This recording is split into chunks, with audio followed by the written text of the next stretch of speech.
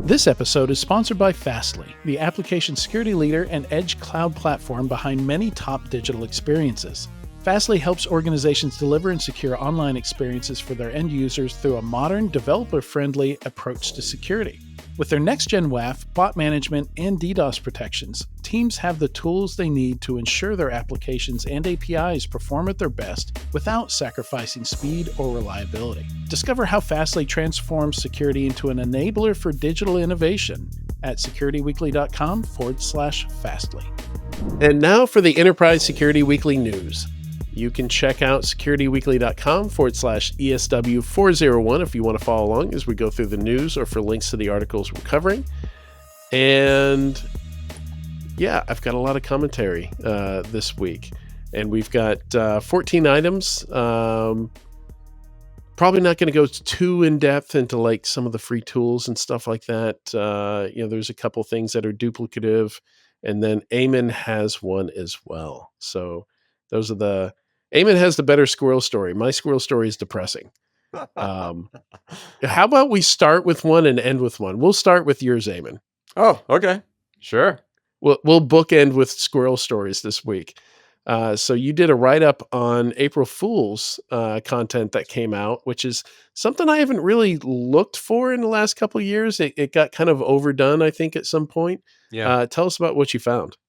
Yeah, every year, security folks are kind of dreading April Fools. They're like, don't, because a lot of people like kind of push it a little too hard. But this year was quite refreshing, right? But this year was quite refreshing. A lot of video production, like the quality somehow, like we're talking like pretty professional quality here. So I put a list of all the things I found that were quite interesting. From like a company trying to rebrand itself and going through the exercise, and they hired this pretty legit producer to do it. And that's Aikido, right? Aikido, yep. So Aikido did that. The folks at IncludeSec did something a little, sarcastic and snarky along the traditional cybersecurity lines. They created a website for you to check your private key. So don't upload your private keys to websites, folks. Yeah. Don't do it. Don't do that. Yeah. Then it's not private anymore. Yeah. So, and then Dustin Lair did a hilarious video running a developer meets security analyst. The security analyst is like giddy. He's like, I found 10,000 vulnerabilities with this new tool I bought. So he's playing, it's kind of the classic, very common content now where the same creator plays two characters, and he's playing the security analyst and then the dev, I assume the software engineer. Yeah, he's all excited that he's found 10,000 things or vulnerabilities or whatever, and just complete lack of empathy. Understanding like the mound of horse crap that he's handing over to the dev, and just really captures that conversation. Like don't be this security analyst in this skit. It's a really good skit. Yeah, it was quite hilarious. He calls it the vuln dump, and I feel like that is correctly termed. It is a dump for sure. Yeah, a steaming pile of bones. Yeah. And then the last one was just way off the top. Like Wiz, of course, with its marketing machine, went all out and created this musical, a whole musical. They created a musical. Like literally. It's a very short musical as far as musicals go. But like full set, dancers, singing, like professionals. Very impressive. And the script was on point. I mean, they made fun of all the content was good. DSPM, KSPM, like. Yeah, it used to be a lot of cringe when vendors would try and get cute about this, because they'd spend about 3 hours thinking about it, and like it would be very low effort, or sometimes it would just be one person in marketing, like just the evangelist would try to put something together, and sometimes it would land, sometimes it was good, sometimes it wasn't. Like I remember my good friend Javad Malik would do a lot of these videos, even put together some songs and stuff like that. listeners might remember some of those that him and Host Unknown did back in the day. But yeah, this is on another level. These that you've included here, these are all really, really good. Yeah, it was a really enjoyable day, I have to say. So April Fools.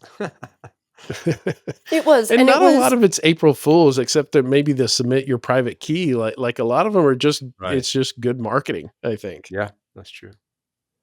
I mean, I think the thing that was good about it is, I definitely remember years ago when people would pull out fake vulnerabilities or fake exploits, and that's no bueno. Like, let's not make people run around. So a lot of these were pretty obvious as a joke. And it was great because it took the lighter side of security. It took some of these things were really oh my God, my brain's not working. A lot of these things were really creative. There you go. And more of what we should be doing for things like conferences and events, right? Like, let's stop all doing the same thing. Let's have a little fun. But then when you get down to it, you can go and you can actually see a demo. When we were just talking with Paul, I love his approach to product marketing. Yay. Mm-hmm. So let's use our creativity in a really fun way to pull people in. We obviously have some of it in the community. I'm not one of those people. So I'm kind of in awe of these people who can create these amazing campaigns. And then you dovetail it. And I think, at least for me, as somebody who does work in marketing, it'll be so much more enjoyable than writing the same 15 buzzwords all over again. And nobody knows what you do anyway. So why not bring in that creativity? Why does it have to be art versus science? It doesn't. Right. I don't think it does. And I think, to me, that was the best part about this. I'm a little sick. And I sat down at my desk and I was like, well, I have to come to work today. And these things did lift my spirits because they were silly, they were funny, but you could really see a company's culture. And I know that's an overplayed thing, but it is actually important. For sure. Yeah. All right. Moving on to less fun stuff, but not fun. There's some interesting funding going on. So this week's vibe check on Mike Prevett's newsletter, the security funded newsletter, asks, what's the biggest reason cybersecurity tools don't get fully adopted? And the answer was a tie between lack of internal expertise and poor integration with existing workflows. So, I mean, I think all this rolls up under the same thing, which I often call the customization tax. It's the part of making the product work and have value that is on the buyer. Like, the buyer's gotta take this from the vendor and make dinner with it, right? And feed their families. And if it's too complicated, they starve. Maybe not the best metaphor, but that, it is tough. I think it's really tough to make a product that minimizes that tax, the amount of work that you have to do after buying a product, and gives you a smooth experience. Doesn't break all over the place, doesn't require you to lean on support or professional services to get things up and running. Yeah, it's a lot of work to get there. Or actually does what it says it's supposed to do.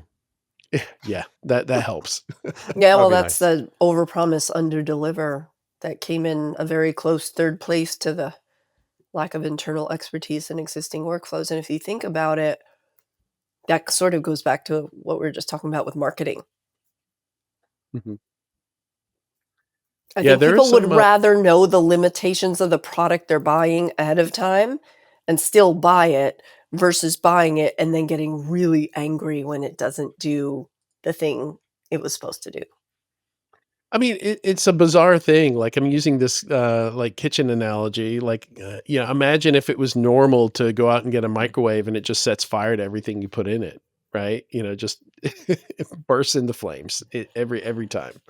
Like that is an apt metaphor for tools that I've seen in the industry. But because it's an enterprise tool, somehow that's, you can get away with that. But I mean, you never get away with that in the consumer world.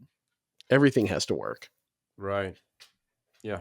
Or you get your money back or something, or it word gets around and nobody buys it and the company dies, right? Yeah. How many people drive a car without even reading the manual, right? So, Mm-hmm. you can get along fine. So, or, without hiring a driver. Yeah. In the security Right. case, you buy a tool, you have to make sure an engineer has the capacity to do it. So, yeah. I'm grabbing a drink. Carry on. Oh, yeah, yeah. It's just imagine if you had to like hire a driver for every car you bought, or something like that. Yeah. Yeah, and so speaking of his interesting conversation we having before of maybe companies and products that are features or shouldn't exist. So this one is not in that category, but so adaptive Hmm. is interesting. I went down a rabbit hole, could not find a lot of information about the company. They raised $43 million. I don't know if that's a Series A or if that's a enormous seed or a Series C or All at I once. have no idea. Yeah. Yeah, they were not on Crunchbase. They were not in Traxon or however you pronounce that. I struggled finding any data about them. And they're in an area, I mean, they're talking about AI a lot, and they're funded by Andreessen Horowitz and OpenAI's startup fund, which I didn't realize OpenAI had a startup fund. So, the big call out there is they are the first security company to get funding from that fund. And they're doing security awareness and phishing testing. I'm like, why are we excited about this? Like they're talking about deep fake detection and, or I guess that you'd be training people about deep fake, preventing deep fakes. So I'm a bit confused. I feel like this is a saturated market. I feel like everybody already has a security awareness and a phishing tool. I mean, yes, the TAM is the pretty much the entire enterprise market for these, right? So that market will support a whole lot of vendors, a whole lot more vendors than some more niche stuff in security. But I don't know. I don't know what to think about this one. It feels like, to me, this is going back to our early conversation. It's the VC issue of you put AI in front of something. Now it's AI powered social engineering, AI driven attack simulation awareness. And so like you said, helping people understand what they're up against in terms of phishing and social engineering, but they've just put AI in front of it. But AI, yes, maybe it's harder for some people to notice deep fakes. It makes things more real. It makes things more tangible. It makes things more lifelike and harder to spot. But to me, this very much feels like somebody put AI in front of it instead of saying, all right, our society has moved on and now we have this thing to deal with. Just like car analogy again, like you didn't have to look quite as closely each way before you crossed the street with horse and buggies because it wasn't coming at you that fast. Now you've got cars. Does it make sense to have a whole new training on how to cross the street when there are cars? No, you just evolve for the car from the horse and buggy kind of thing. So put AI in front of it, get money. And I don't want to dump on it too much. I don't know enough about it to really have a super strong opinion about it, except I am a little bit confused about the category choice and the amount and the frustration trying to find more details about it. And when I did find some details, like the A16Z post is mostly about the fact that Brian Long, one of the founders, showed up in a 9 Inch Nails t-shirt. It's like, okay. Right. And that He's a matters big Trent Reznor fan. because Okay, I would like to understand why you're in this market. Yeah. Anyway, Yeah, it seems like a very young company, if super young. but 43 million, like that's not a small round.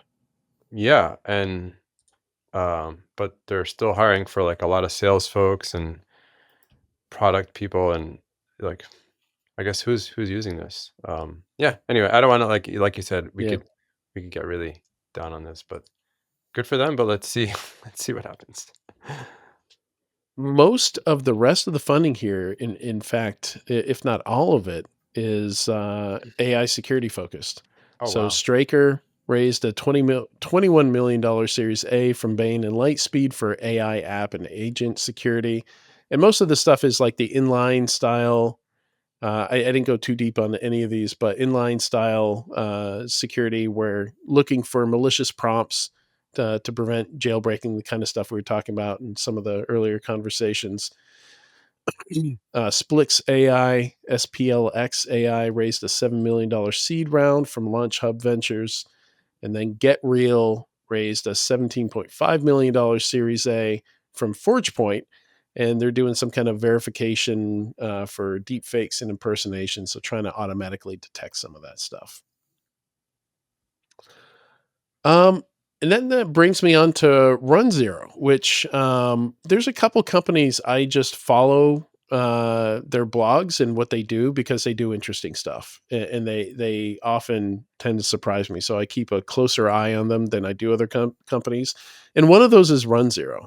So it was founded by H.D. Moore, the guy that created Metasploit. So really interesting to see the first company he creates after he came out of Rapid7, after Rapid7 acquired Metasploit. And it was an asset management vendor.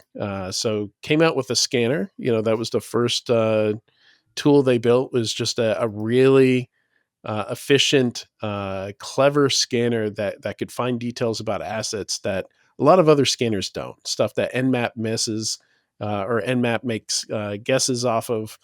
And then a lot of the vulnerability scanners use stuff like Nmap under the hood, or they have their own scanners that were built 20 years ago. And also, you get this 60% Linux, like 60% probability this is probably Linux. Like, that doesn't help me. That doesn't tell me if it's a refrigerator or a mainframe, because you can run Linux on mainframes.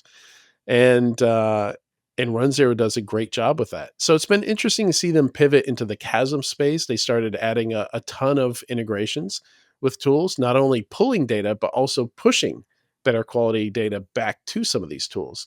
So like, for example, runZero will push and pull from ServiceNow and Tenable, to add data to those platforms. So I found that interesting. And now they are putting CVs on stuff. They've added a bunch of stuff in this release. And the one that I really find interesting is vulnerabilities. Because once they start identifying vulnerabilities, they're already doing a massively better job at asset identification, which is, most of the Rapid7 Tenable Qualys will tell you, I don't know, looks like Linux. Whereas these guys will tell you it is this IoT device from this manufacturer, this model, this version, even firmware levels in some case. Like, the amount of data it gives you compared to other tools is crazy. So if they can start giving me vulnerability information, this starts looking like something that could replace a traditional infrastructure vulnerability scanner. Obviously, you still have your cloud posture management stuff. You have to do your DAS, SAS scanning, all the application vulnerability stuff. But the CVE world is, there's a lot of money in that space, and my interest is piqued. That's pretty cool. And it's a non-alcoholic beer. I ran out of water, and my voice is going to die if I don't have something. And I have a refrigerator here stocked with Athletic Brewing non-alcoholic beers. So it's going to keep me from dying. Nice. There you It's go. not a real beer.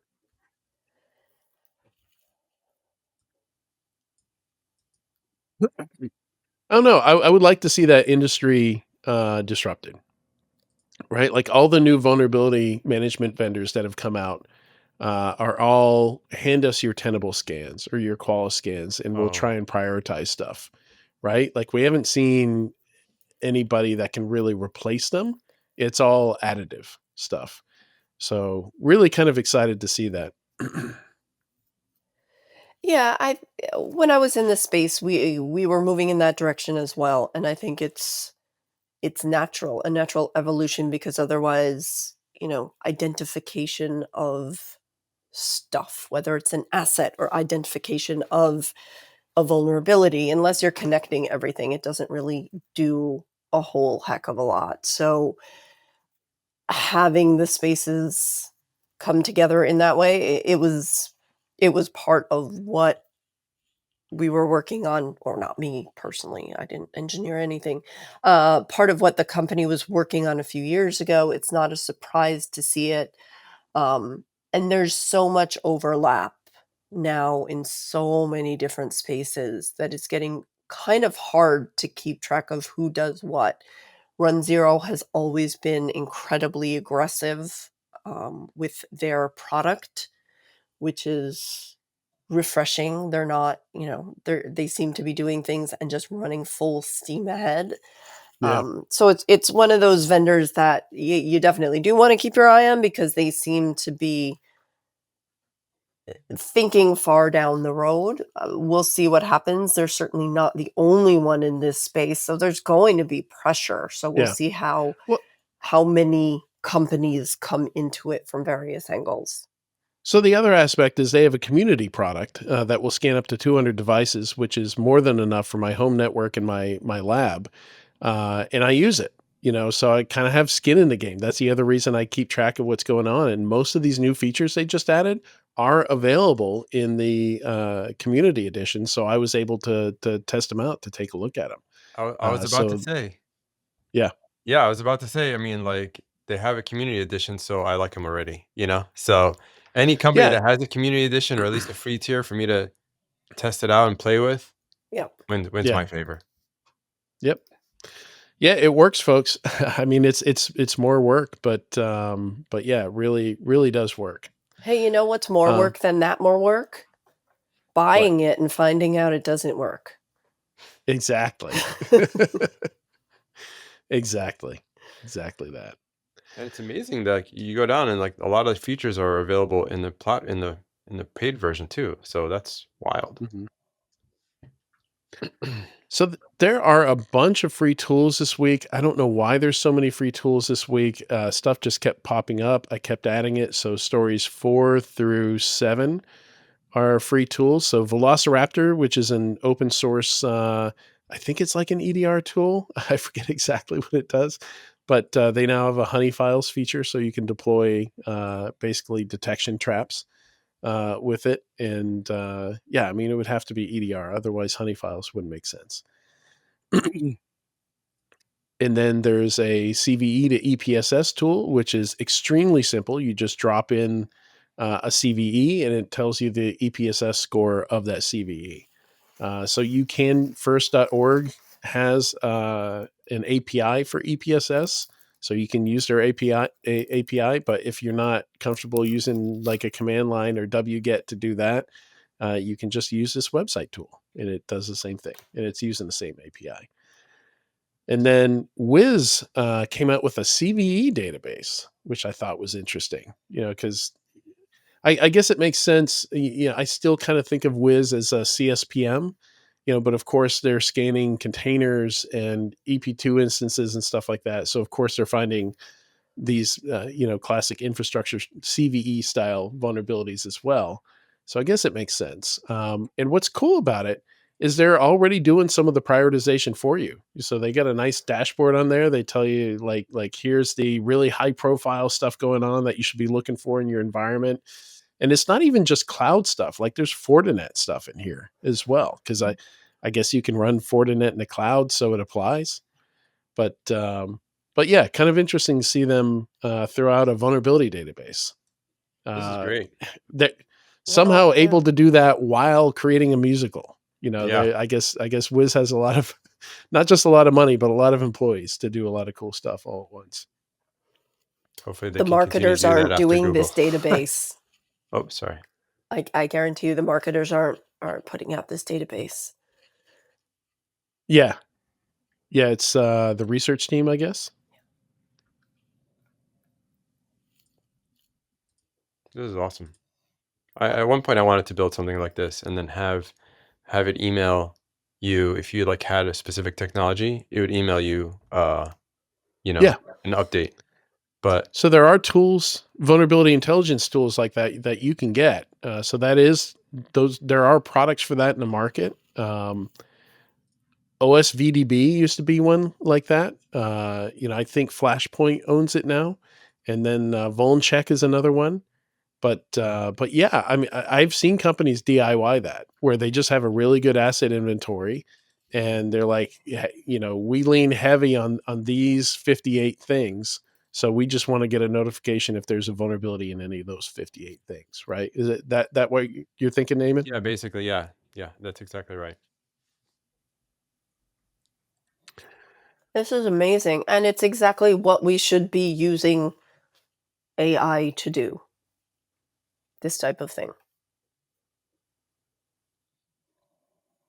Well, now we could just put like RSS on top of this and Yeah. then get notifications. So There you go. if they don't add RSS capability, we could just build it.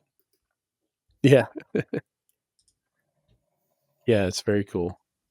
A lot of good details, very easy to use. And Nota then the bene, last don't free use tool here. WordPress. What's that? Nota bene, don't use WordPress. Sorry. Yeah, don't use WordPress for something like this, at least. The last free tool here is Bishop Fox's Eyeballer. So this is basically something, if you're a pen tester, you take a bunch of screenshots of random stuff as you find them during your pen test, web services, web consoles for hardware, so anybody who's done any pen testing, you find yourself in this situation. And there are tools, there have been tools out there for a while that if they during the scan, or you can just feed them your Nmap scan results, they'll go out, hit all those HTTP servers, grab screenshots, and but if this is a large network, say now you have 10,000 screenshots, what do you do with that? You want to be able to sort those into groups, right? Because there might be a lot of Dell integrated lights out systems, or Dell, there's all kinds of stuff that you see over and over and over in these tests, or a bunch of SSL VPNs or something like that.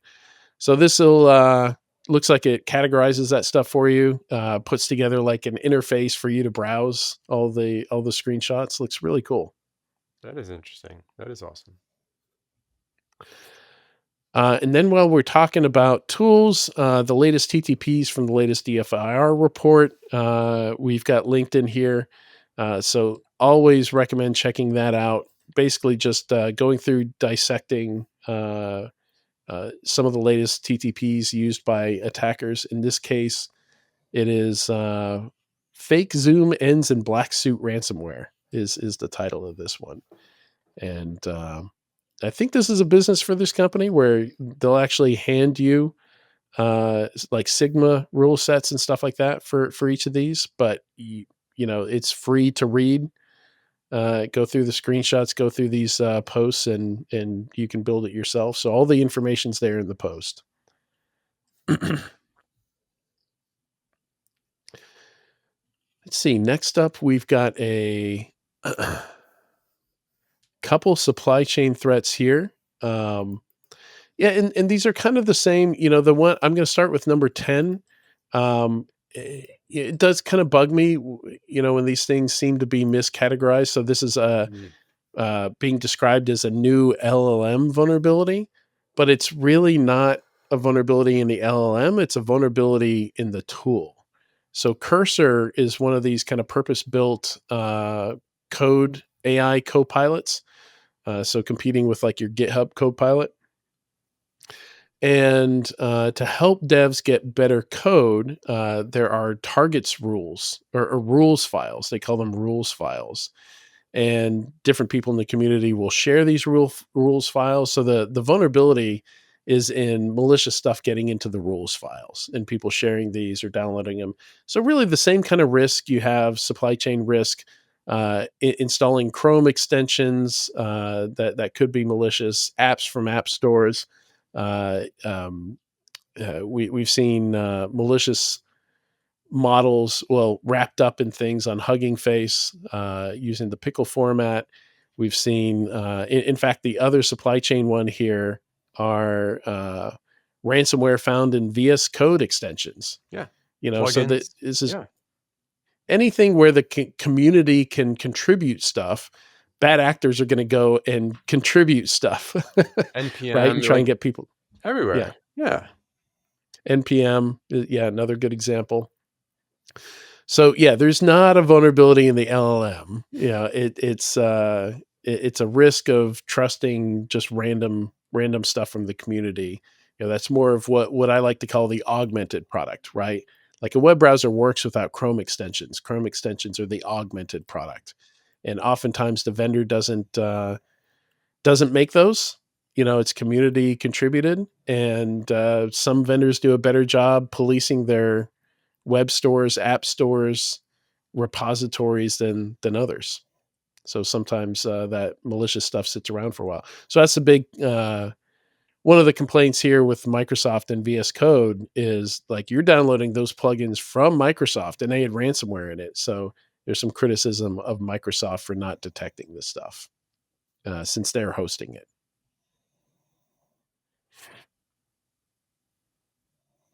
Yeah, the original post is from a company called Pillar Security. So saying new vulnerability in GitHub Pilot and Cursor. So that's interesting.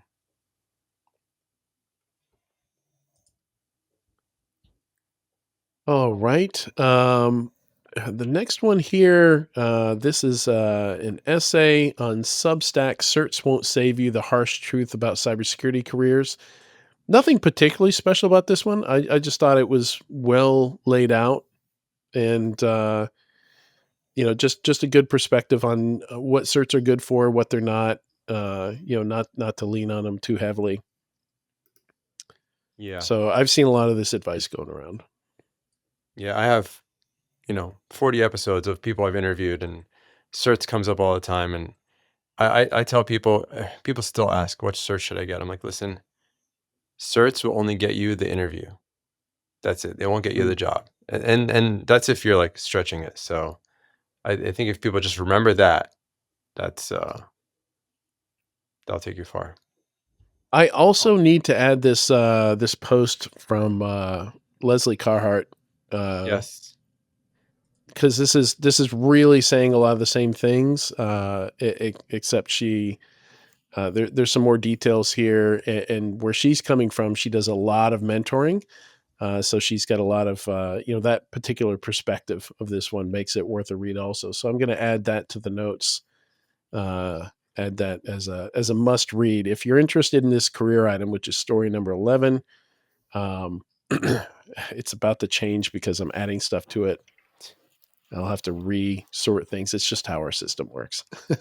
Well, I love what she says. Is it goes, first of all, I'm so sorry because we've been sold this whole thing, and I still see it. We still see it every once in a while on ads that there's this 3.2 million unfilled cybersecurity jobs, and we're spending a lot of time digging ourselves out of that farce.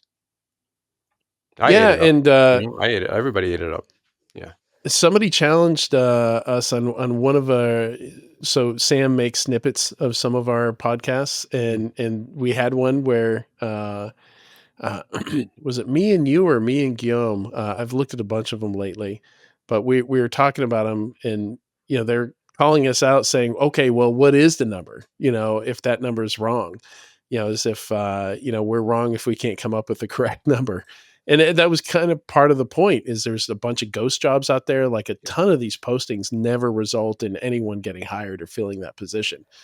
So it's very difficult to gather that kind of data. But I went and did some research anyway, and I replied in the comments on that YouTube short. And it looks like maybe conservatively around 150,000 jobs in the US and maybe 500,000 globally. Is closer to what the numbers actually should be. So if you want numbers, there you go. I mean, they're all going to be a guess, but we know they're not as big as what was promised. And even those that are there, a lot of them are mid-range. They're looking for people with a bunch of experience. They have specific roles they need to fill. They're not entry level roles. A lot of companies are not prepared or willing to upskill a junior person, and that's Exactly. the biggest part of the lie. Is not that there weren't jobs out there, but that a lot of companies weren't willing to build the pipelines to upskill these folks. So yeah, Yep. the general advice is don't look for a pen testing job, don't look for a SOC job. Find something else, maybe eventually move into those roles. I mean, Yep. SOC jobs don't seem like a great entry level role anyway. Like pen Right. testing's fun, but I worry that a lot of people, that will be the only job they do in cybersecurity. That they'll be a SOC analyst for a year and quit and go do something Yeah. else. Yeah. Like Yeah, this that's is not great. how we want to bring people in.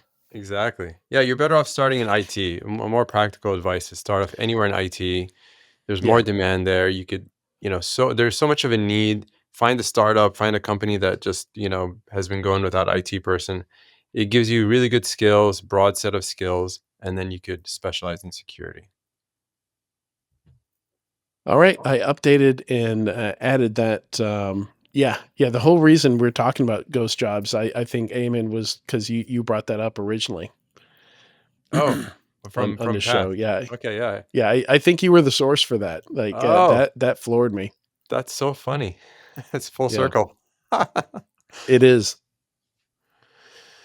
So there's another essay here from Chris Hughes saying that GRC is ripe for revolution.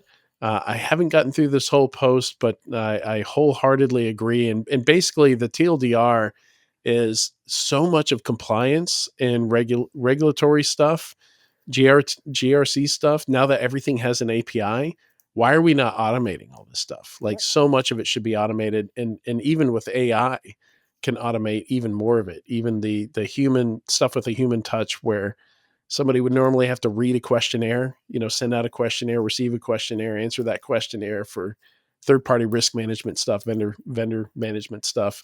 A lot of that can be automated as well now. And it So takes it from that checkbox mentality to an actual risk function. yeah. Mm-hmm.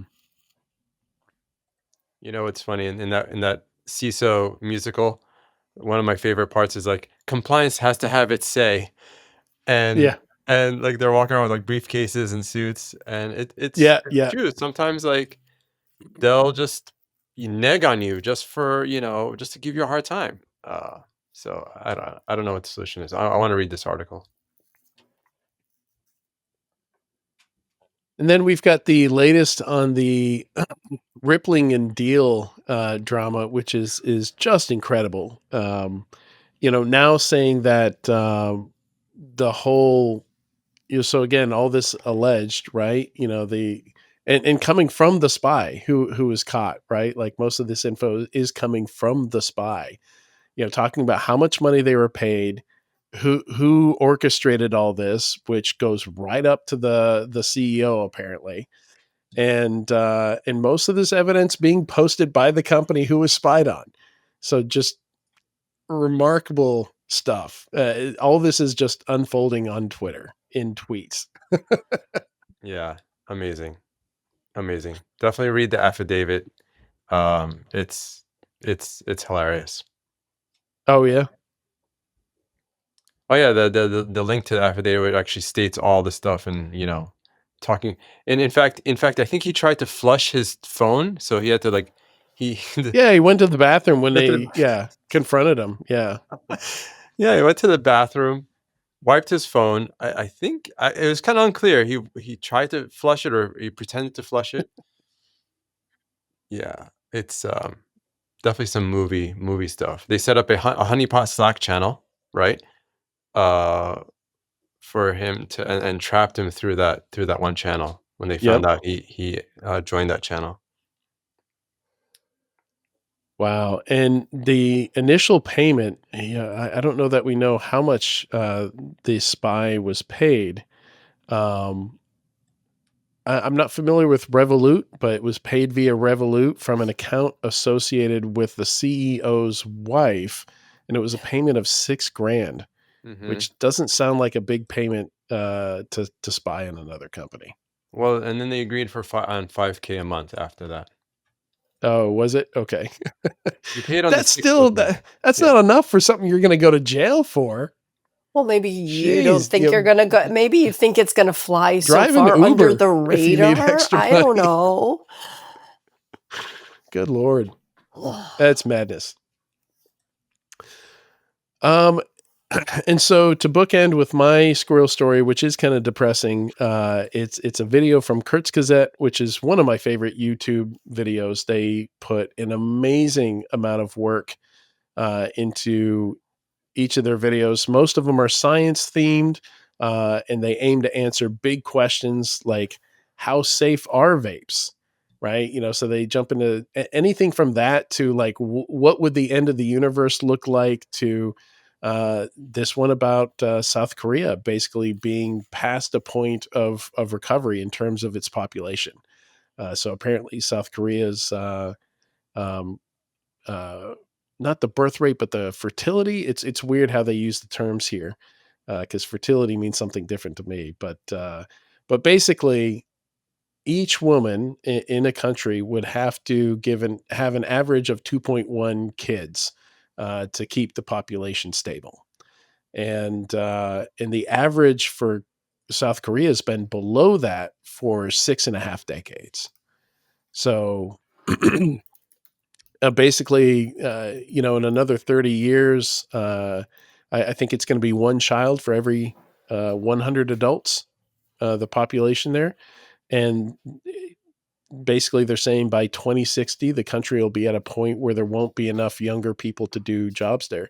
And this is in a culture that apparently isn't real big on immigration. Same thing in Japan. And I think Japan and even China are kind of facing just not enough kids being born to support the population issues. But South Korea is the most extreme in the world. So that's what makes both that and the fact that they've been experiencing this so long that within our lifetimes, we could see the end of the country just because it runs out of people to run it. Wow. So I don't know what the solutions are there. The video is basically saying, and there's a ton of research. There's a link in the notes for that. They've got a sites.google.com link there that you should check out, that has just pages and pages and pages of sources for the research that they did on this. And yeah, and they consult with people too. It's not just internet research. They also consulted with the associate professor of economics from Seoul National University. So it seems pretty legit, but yeah, kind of depressing. But like once I started reading about this, I was like, oh my God, how does this happen? And I just got sucked into it. Partially because I'm a data nerd, and partially because my kids are hugely pulled into South Korean culture, K-pop, all that stuff. Like it's all they talk to me about. So it's amazing to me that they've built these amazing industries. Smartphones, cars, most of the container ships in the world were designed and built by South Korea. That was something I hadn't realized, like 40% of the market or something like that. Wow. And, so for a company to look so successful, it's so many different ways that you look at it, to also be just heading towards its demise at the same time while it's so successful, just seems bizarre to me. For its culture to have such an impact on the world, but not enough babies. I remember hearing a story about this. It was probably on NPR or some such, and the Korean government has been putting out huge incentives because apparently, and again, it was months ago at least at this point, so my memory is probably not spot on, but due to the high cost of living and the competition, you mentioned that, they're not big on immigration, so they want more pure blood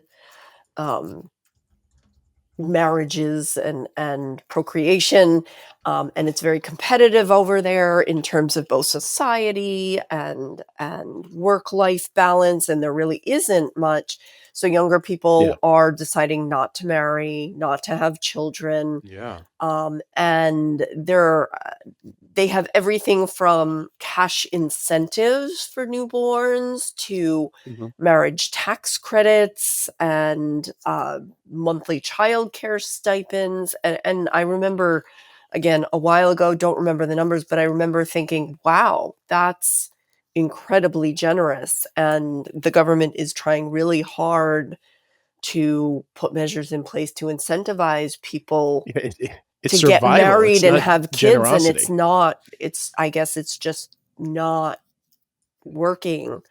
I just did a quick Google search as you were talking because I recalled this story, and it said there's one group, the Buyong Group's childbirth bonus. It's a construction company that offers employees a $75,000 bonus for each child. As of early 2024, 66 employees took advantage of the benefit. Only 66. Yeah. And, $75,000 is not a lot to sneeze. You're not going to sneeze at it. Is it, can you raise a child on that? No, of course not. But it's right. Nobody Yeah, here is giving well giving over that. $1 million. Right. Yeah, to raise an adult and get him out of the house, right? But you're also not going to, number turn away $75,000. Hey, have a newborn, get $75,000. That would help a lot. And only 66 people had taken advantage of it because owning homes is impossible over there. Like they have a special, mortgages don't even work because real estate's so expensive. So there's a whole bunch of, they've got this special way that you basically take out a loan and you pay for 75% of the house with the loan. So the owner of the property gets a 0% interest. But if you leave the home, you move somewhere else, you get that entire deposit back. So basically you're not paying the owner of the property anything. You're giving them the ability to have a 0% interest loan on that investment. So really weird. I forget what they call it. There's a term for it. But as you pointed out, the work culture is part of the problem. And they do have this graph in the video where they show as wealth goes up, education goes up, child mortality drops, and fertility drops. Again, weird term, weird way to, having babies goes down. Saying fertility goes down means something completely different, I think. But that's how they talk about it. Wow. So they're choosing not to have kids. It's not like they can't have kids. Right. I find that calling it fertility confusing. Anyway, on that depressing note, that's the news. So, I mean, I promise you a squirrel story. It's a non sequitur for sure. It was not about cybersecurity, but it's not always fun, which is why we did. If that was too depressing, just go back to the first one. Go back to Eamon's April Fool's roll up, and watch the Wiz musical, and you'll feel better after hearing this. Much better. Maybe make you want to have kids. Who knows? So yeah. I think I did these squirrel stories in the wrong order. I should have done the Korea one first, but I was most excited to talk about yours. It's all good. No, there's no right or wrong. I mean, the South Korea is I guess world security or population security story. So yeah, it's all good. Well, thanks so much, Eamon, Katie, for joining me today. Also, thanks to Sean, who had to drop off a little bit early in the last interview. He didn't get to make the news today. Thanks for having us. And a big thanks to everyone watching or listening to this week's episode of Enterprise Security Weekly. Next week, if you join us, we'll be talking to Danny Jenkins, CEO and founder of ThreatLocker, about default deny, and Colby Ridoff, Derotif, Man, I am having a hard time with that. I've not done a prep call with him, which is usually where I learn to say people's names. So I apologize for that. He is the CEO of Abstract Security, and we will be talking about building a security data strategy. See you then.